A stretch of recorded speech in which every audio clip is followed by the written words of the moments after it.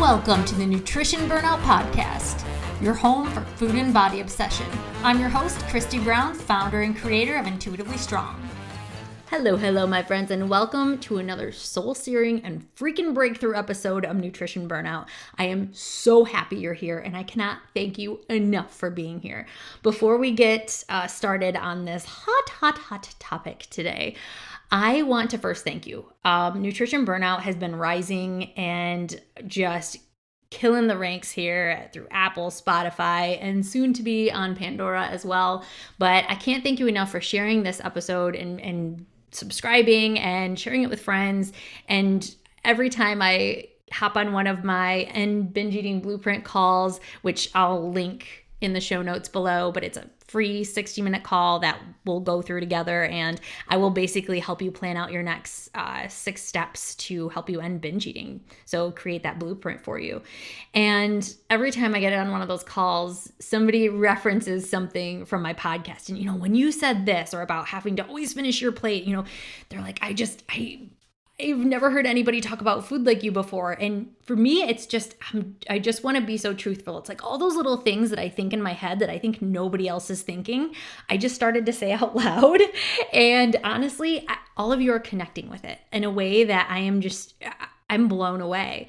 And, not only by the way that we're all connecting so well, and there's some of you that have never even reached out to me. And shoot, if that's you, DM me on Instagram and say hi. Again, that link is in the show notes below. But I just want to say thank you. I want to give you like a big virtual hug, and I will DM you back and be like, oh, best friends forever.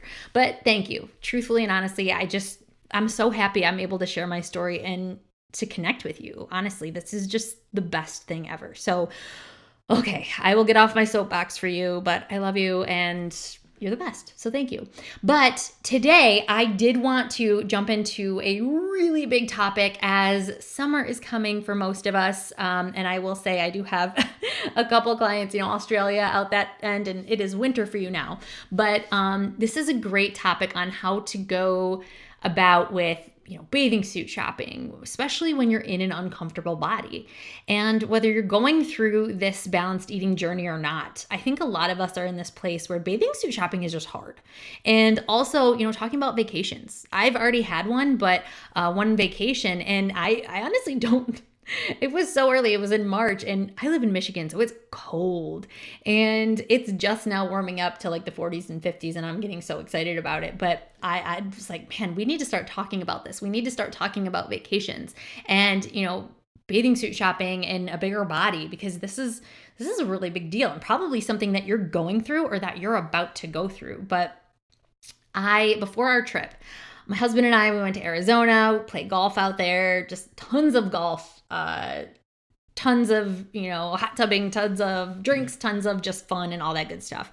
And I went shopping for some new bathing suits because every year I'm like slowly getting rid of some, and I'm like, okay, these don't fit anymore. Okay, these don't fit anymore. And, just not even the fact that, gaining weight, but just the fact too that some of them I've been keeping for so long. And I'm like, oh, one day, maybe I'll fit into these again. And I don't know why I keep them, but I do. And throughout the years, I've been slowly getting rid of those, smaller bathing suits, bikinis, things like that just don't look good on me anymore. And it's not that I'm bad. It's not that I'm being unhealthy, because I am the healthiest I've ever been. But my body is just changing throughout the years, and that's okay. Especially nobody talks about this. Nobody wants to talk about this. But as I get older, that's okay too. My body is meant to change. It's not supposed to look like how it was when I was in high school or, even 10 years ago. So even after my journey of healing my relationship with food and learning how to love and accept my body, I'm not going to lie though, it's still pretty antagonizing for me, and that inner mean girl in my head can get pretty loud. And even when I was bathing suit shopping this year, I'm like, oh, yeah, wow, a little, cellulite, it's always been there, but for some reason it's like there's a spotlight on it now, and I just see it, and wow, okay. You're kind of coming out of hibernation from winter and all these big clothes, and now it's like, all right, sleeveless. All right, my arms are not what they used to be. I used to absolutely, when I was overworking out and underfeeding myself, I had great arms, but I always wanted the arms that looked like they were flexing when I wasn't. Like I just wanted the definition, and my body genetically does not handle that. So I would force it to be there. And that caused me to obviously go into burnout, binge eating, binging and purging, abusing laxatives. If you know my story, you know all about that. But I had to keep that body at all costs, and that lean body, or else it felt like I was giving up on myself, or it felt like I wasn't good enough or being good enough. And something like seeing my arms how they are now. I have no definition in my arms. And especially when they sit at my side or when they're pressed against me, it's kind of like when I sit down, my thighs get bigger when I sit down, and it's nothing that's wrong with them. But we've always been taught that's bad. That's bad. Your arm is too fat. Look at that. And then that mean girl comes up and she's just like, Christy, well, you could still be like this if you would have just stuck with your macros and, just figured it out and used more willpower, because you could still be like that now. You'd probably be, have even more muscle than you would have. And you just gave up on yourself and this mean girl. And instantly I shut her down, and because I know how to do that now. And like I tell my clients, it's impossible to get rid of the mean girl. I don't ever want you to have that expectation that she's going to completely go away. The person with the best body image in the world and the happiest person with their body has bad body image days. I'm just going to say it out loud, because my thought was, once I heal my relationship with food and learn to love my body, everything will be great. I'll have other problems, but at least this will be fine. No, it doesn't go away. But what happens is the mean girl gets smaller and she gets easier to manage. And now I can just literally be like, no. No. And sometimes I have to even say something to kind of counteract what she said, because in reality, what I tell myself when I go through these really tough times with body image that I still have to this day, and I will always have, is that I think to myself, all right, Christy, go back to that life. Go back to that life anytime you want. Like, nobody's going to stop you. And then instantly I'm like, I'm good. And then I also think, all right, Christy, well then what would you change in your life right now? And honestly, with the way that I eat so balanced. I love vegetables. I eat lots of vegetables. I have lots of fiber. I have lots of protein in my diet. And I still love my glasses of wine. And like, right after I'm recording this podcast, I'm going to go get my family burgers and milkshakes. And again, I worked out this morning, and I'm going to go play tennis with my girls tomorrow. And, Sunday, I'm going to have a family day. So I'm not unhealthy because I ate, a cheeseburger and milkshake. But if I wanted to get those toned arms back, that I just, I had to have, then I'd have to give up those things. I'd have to give up my glasses of wine with my girlfriends, and I'd have to give up my beer. And, not that I'm like a crazy heavy drinker, but every now and then I love to have a glass of wine. I love to have a beer and just be like, this is delicious. And I love to have pizza, and I love to have burgers, and I also love to have salads, and I also love to have cookies. But I'd have to give up the things that I love and that I actually enjoy to have those arms. And to me, it's just not worth it. I am living my best, healthiest life right now. And this is what I call my physique set point. This is the set point that my body is at when I am healthy, when I am working out because it makes my body feel good, when I'm moving my body because it makes my body feel good, and also when I'm challenging it in a like compassionate and still kind of like a fiery competition kind of way. And then also I'm eating exactly how I always imagined a balanced eater would eat. I'm eating like in my eyes, like I don't want to change anything. So I'm like, well, you have your answer. If you don't want to change anything, then this is what your body's going to be like. And if you're ready to give up your wine and your cheeseburgers or whatever, nope, no thank you, then that's when you'll get those toned arms back. But right now, you'd have to give that step up because there is a cost to leanness. So when that mean girl comes up, I kind of like, I don't want to say antagonize her, but I'm like, okay, girl, talk. What are you going to say? Go ahead, talk to me. I'm like, come on in, sit down. I'll invite you in for tea. What do you got to say? And she's kind of like, well, I mean, you should go back to what? Go back to that life that I absolutely hated, that I was thinking about food 24/7. Go back to that life where I would eat breakfast and then be hungry 20 minutes later because my egg white veggie omelet didn't hold me over until noon. Are you kidding me? I am sick of living that life where I'm constantly thinking about food, where I'm constantly at war with myself, where I'm constantly punishing myself with exercise because of enjoying freaking cheeseburgers the night before or a beer the night before. Like, I don't want to live that life. And if you're with me, then that's great. If you're like, Christy, no, I'd rather, go ahead and omit all of those things, then you know what? This podcast probably isn't for you. This intuitively strong community probably isn't for you yet. I'm going to tell you what I tell everybody is that when I started macro counting, I did a solid 5 years of it. And I'd say the first year was okay. Everybody's like, oh, I've been on it for 3 or 6 months and I love it. And I loved it the first year too. I was like, this is incredible. I'm not dogging it. I think some people love it and that's great. But me personally, I get obsessive when that happens. And for a lot of my community and the people in it, I don't want to track every single lick, taste, and bite I take for the rest of my life. That's not how I want to live my life. And even though, you're like, well, once you get, I've always been told this, once you get to that point to where you really know your macros, you just be able to look at something and be like, yo, that's probably, this many calories and da da da da. And I did, but still I wanted to be dead on. I wanted to be perfect with it. I couldn't just ballpark it. I had to look it up, or if it wasn't in my Fitness Pal and that library, that huge library of foods, or I had to double check it because there was multiple caloric amounts in there. And I'm like, somebody put this in wrong, or I was digging through trash cans trying to dig up packages. Like, wait, what kind of sauce did you use? Okay, can you tell me the brand? Do you know how much? Did you use a quarter cup? All of my friends were like, Christy, my God, geez, chill out. So I'm sick of living that life. So right now, that's how I kind of defeat the mean girl in my head. And she does. When I say that, she kind of gets smaller and she shrinks down and she walks back into her sorry corner.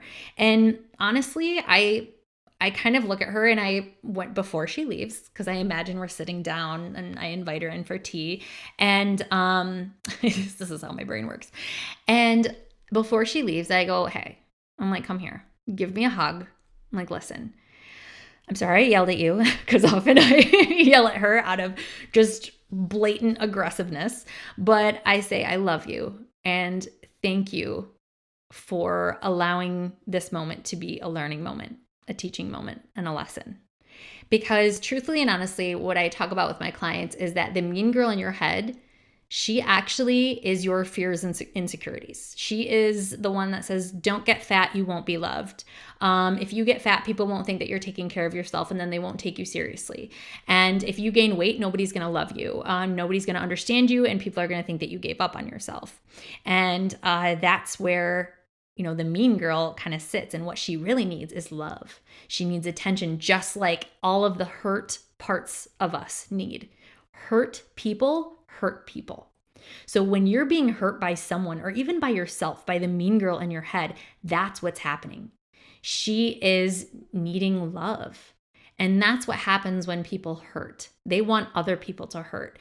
And honestly, there's a part of her that's trying to protect you from being made fun of, from being an outcast, from being the fat girl that nobody loves. That's what I used to think in my head. But I mean, I get it. I would be lying if I told you that, a bigger body, new territory that couldn't be covered up by an oversized sweatshirt and high-waisted yoga pants are a bit terrifying.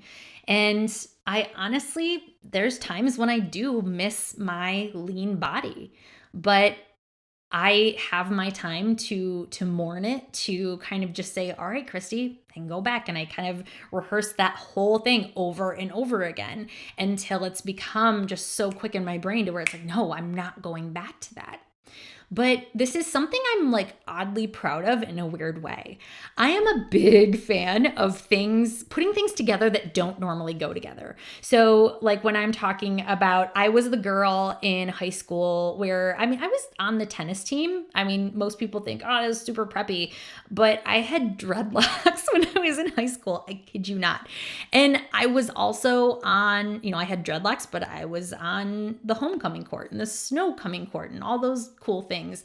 I was trying to find out who I was in my own person. And I loved it when I put two things together that shouldn't go together, which is why I'm here right now. I love, anything. I don't do karate. I think I've taken like a couple classes. That's it. But I love, like the motto behind it of strength and peace, balance and how it's the strength in peacefulness and the calm and the strength with that. And I also love what I do, because what I do is I pair nutrition with intuitive eating, and I create my own, like I call it athleisure nutrition, because it's honestly my own form of nutrition that's very not well known, but I'm not an extremist on either way. And my goal is to build a place for people like you and I to feel understood and to be heard, and to know that we're okay, even though we're not on the path that most people are on,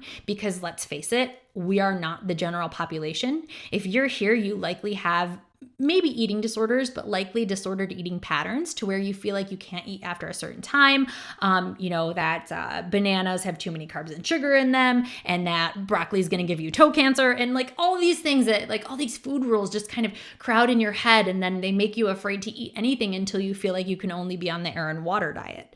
So to me, this is why I created what I created, two things that don't go together. Enjoying what you eat and also eating for performance. I love it. And I am a powerhouse here. I love where I live. And it's okay if people don't understand me, because I understand what I do. And that's what I have built in my brain and in my head. And it's not been easy. I was a all or nothing, obsessive food and body image, person who just like could not stop thinking about her body, could not stop checking herself out in every single mirror and reflection, and someone who could not stop thinking about food at all. And to the point to where it broke me and I was completely burnt out. Hence my podcast name, Nutrition Burnout. So like I said, where I was kind of getting, after I kind of get over that hump of, oh, I'm fat, I'm ugly, what happened to you, Christy?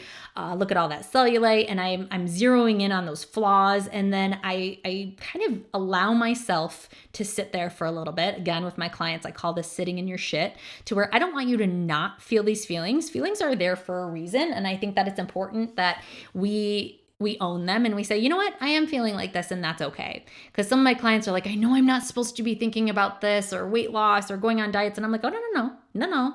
You're totally allowed to think about that. In fact, I have some clients that are actually working toward weight loss right now. I have one client who actually tracks her food because that's what is okay with her.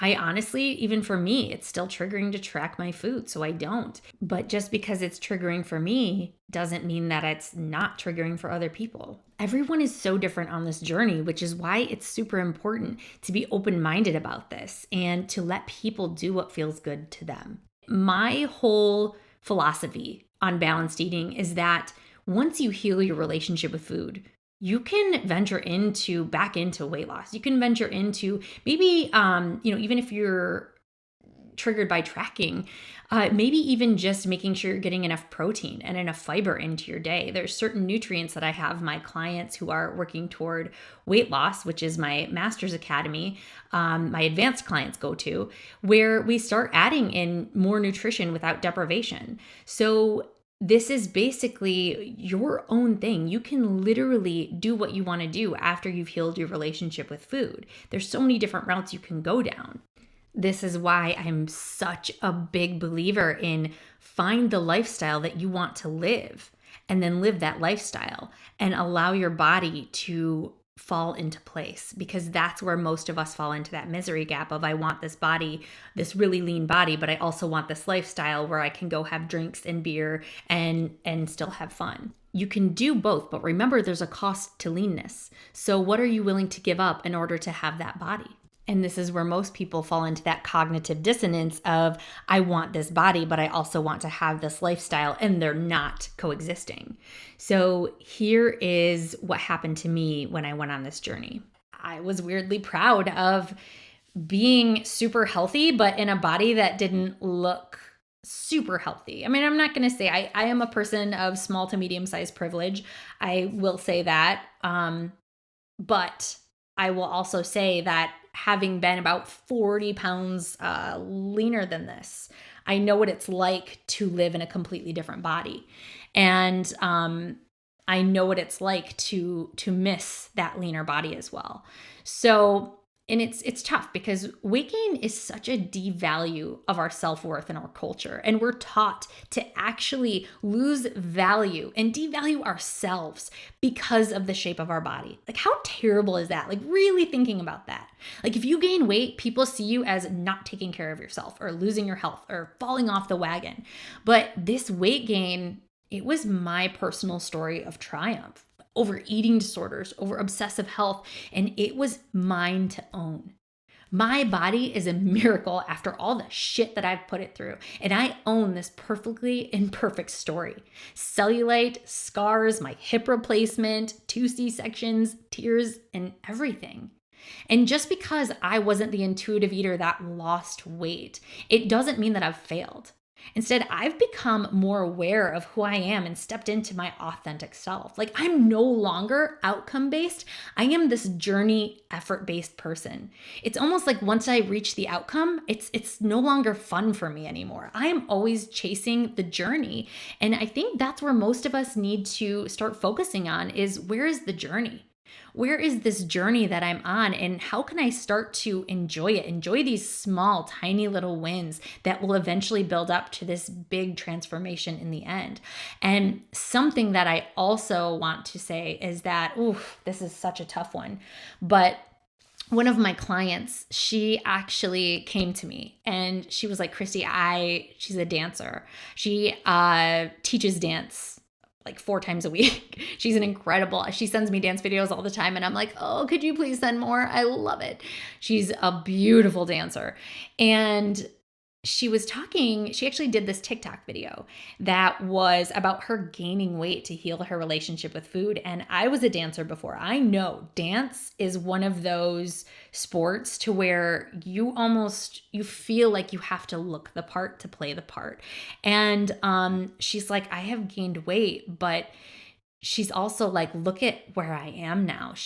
Within 2 months of working with me, she completely ended binge eating. She was that person that would try not to eat, and she would have coffee for lunch. And then she would just binge at night because she was just like, oh my gosh, I can't handle it anymore. She couldn't trust herself around food.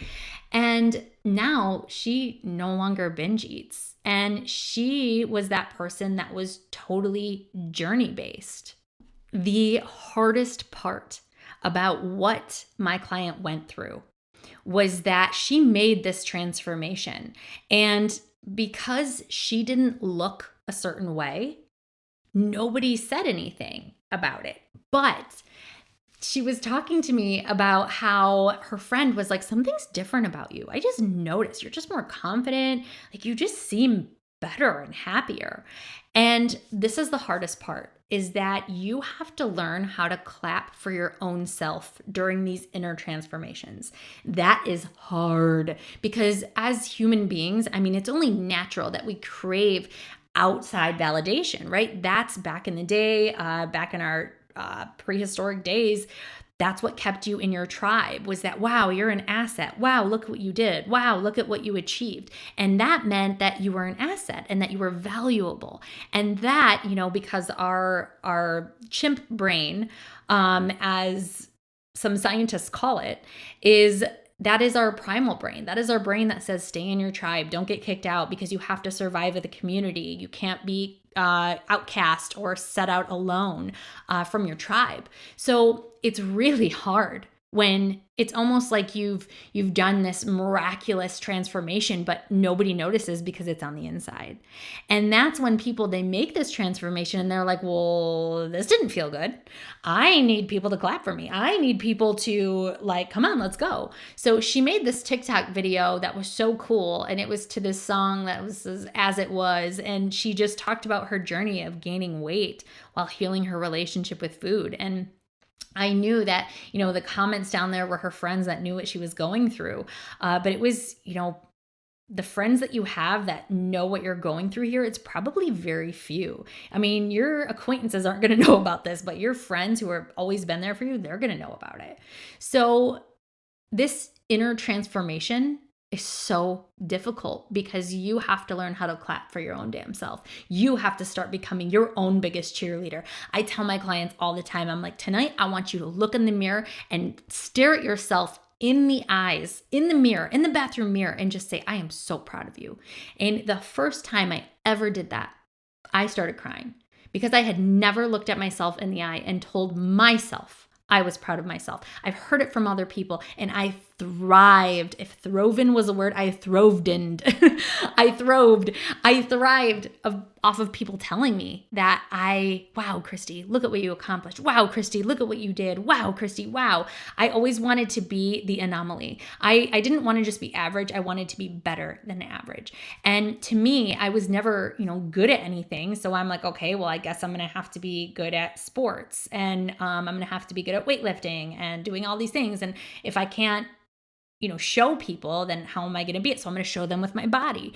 And that was a big transformation, learning how to cheer for myself because it didn't feel right at first. I'm like, but will you clap for me, please? So it's important that you have somebody that you can go to talk to about these big transformations and somebody that can cheer you on, somebody that knows what you're doing and what you're going through. That is super important. But also the most important thing is to learn how to become your biggest fan. Because you've got to think that also, okay, along with this weight gain, if I gained weight, but I also gained my self-awareness in my new body, if I also gained back my hunger cues, if I also gained back date nights out with my husband and wine nights and taco nights with my friends, and if I also gained back going and playing tennis again, which I hadn't done in 15 years because it wasn't lifting and that wasn't in my body shape schedule. That wasn't hardcore enough. I needed to do something really hardcore. And getting back to yoga, no, I don't have time for stretching. I gotta lift. I gotta burn calories. I finally got back to the things that I loved, and I finally, with gaining weight, got my life back.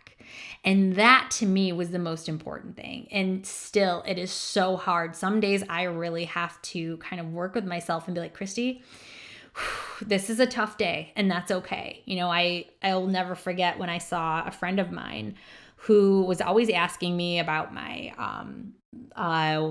bodybuilding journey, how I lost so much weight and how I, toned up so well. And I hate that word toned, how I built up so much muscle and all those good things. And when I was gaining weight and healing my relationship with food, I'll never forget. I saw a picture of her and my husband showed it to me and was like, oh my gosh, look at her. She's a brick shit house. She's so strong. And I had to walk away.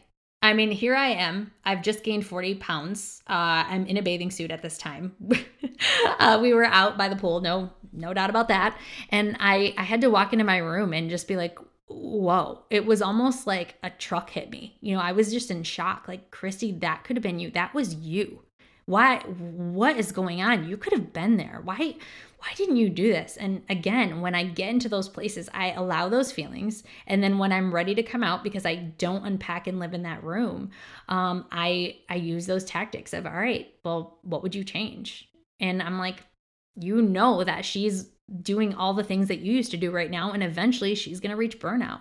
I'm telling you, all those people that you're like body goals, inspiration board on Pinterest, that won't last. You have any idea how many people, they're Fitspos and they're people who sell Beachbody stuff and people who sell Herbalife and all those things. And again, not to say that they're inherently bad, but how much they come to me and are like, I have such a bad relationship with food.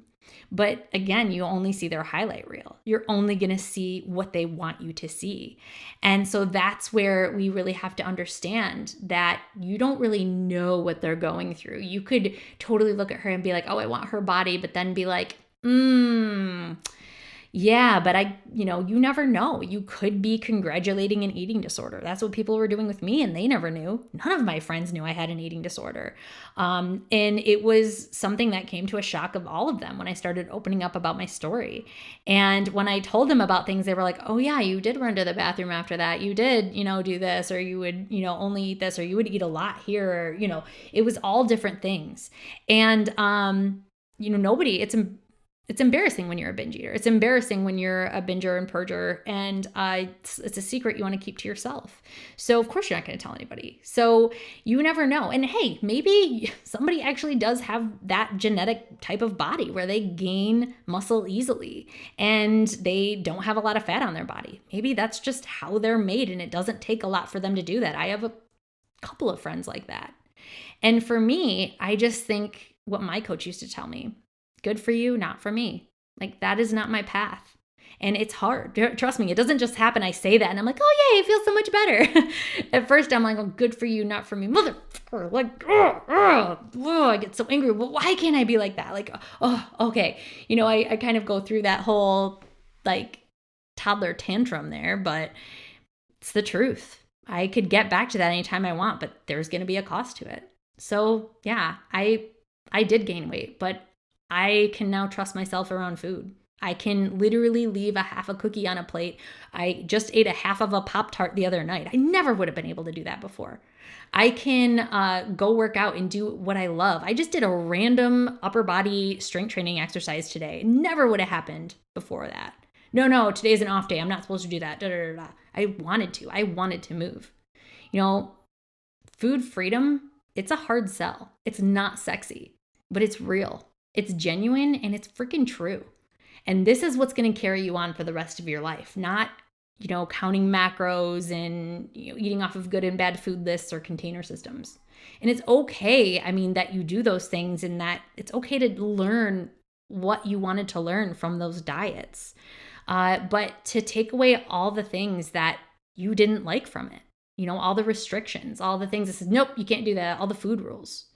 So when you have those bad body image days, know that it's okay. You're human. They're allowed. And a lot of times, if you notice it, they're probably going to be linked to your cycle or to stressful times or to bad days. And it makes you human. So I honestly, though, I don't wrestle with them anymore. Instead, I allow them to come and go, and I ride the waves of emotions that come with them. Always knowing that I'm going to come back to my home, my body, and my complete badassery. So my friends, that is all I have for you today. I hope this helped you. I hope this helped bring out a little bit of self-awareness in dealing with bad body image days and trying on those bathing suits and knowing that that doesn't define you. That doesn't make you a good or a bad person. And it's okay to wear a bathing suit that you feel comfortable in, whether that's covering things up or not covering things up. It's okay for you to feel good in your body, even if the world says that it's not. The world says, Christy, you should not wear a thong bikini because of your butt. Ooh, disgusting. Who would ever want to see that? But you know who likes my butt? My husband does. Mom and Dad, I hope you're not listening to this.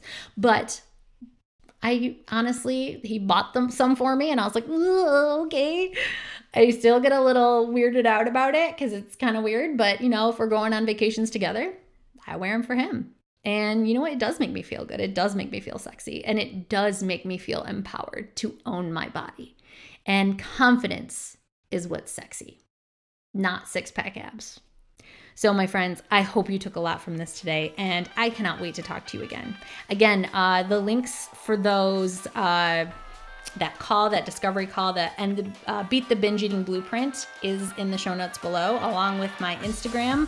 DM me. If you have a topic that you're like, Christy, I want you to talk about this on your podcast, then let's talk. All right. Tell me, and I would be happy to include it in here. So, all right, my friends, that's all I have for you today. Until next time, intuitively strong